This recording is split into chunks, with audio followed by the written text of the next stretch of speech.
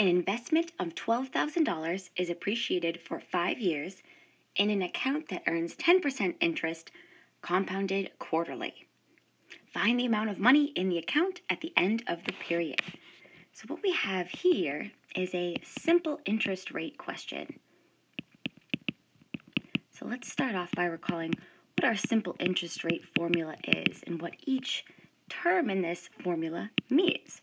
So the simple interest rate is denoted as P of t equals to P naught multiplied by 1 plus r divided by n raised to the nt. And this is where P of t represents the future value of the investment.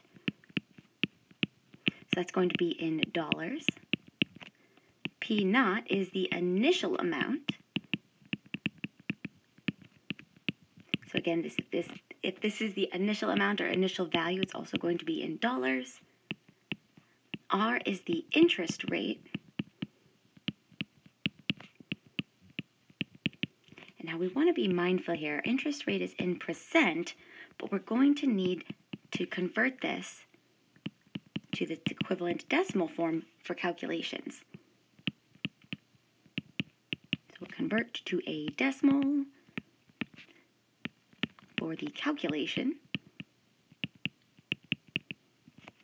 And then last, well, not quite least yet, we have n is the number of times this is compounded. And then last but not least, we have t for time. So this is the formula that we'll be using to determine the amount of money in the account at the end of the period.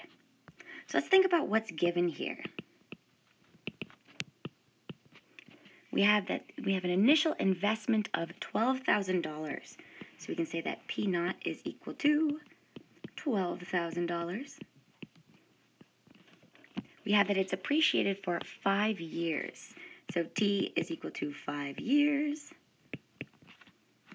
in an account that earns 10% interest.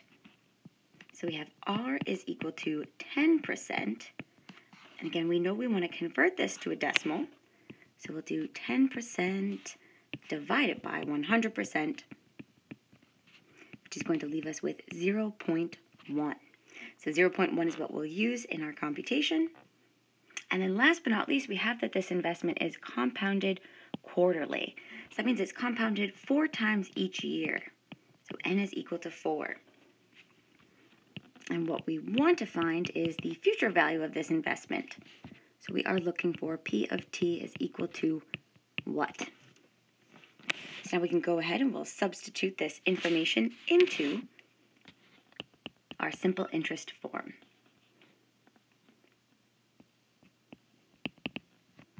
So by simple interest,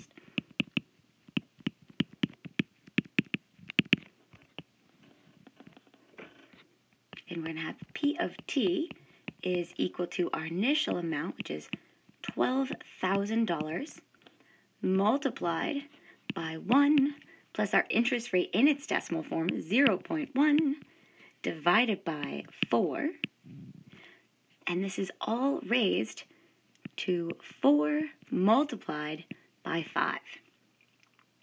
And so we want to simplify this as far as we can without our calculator at first. So let's see, we can simplify this inside here. We have 0.1 divided by 4, and we'll step to the side here and practice like we would for our final exam. We have 0.1 divided by 4.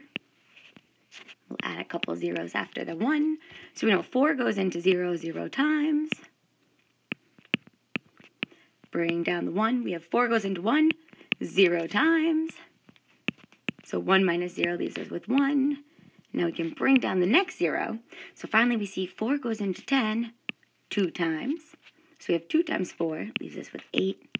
So 10 minus 8 is 2. And then we'll bring down another 0. And we have 4 goes into 20 5 times. And 5 times 4 is 20. And so we're done. So we've determined here that 0.1 divided by 4 is 0.025.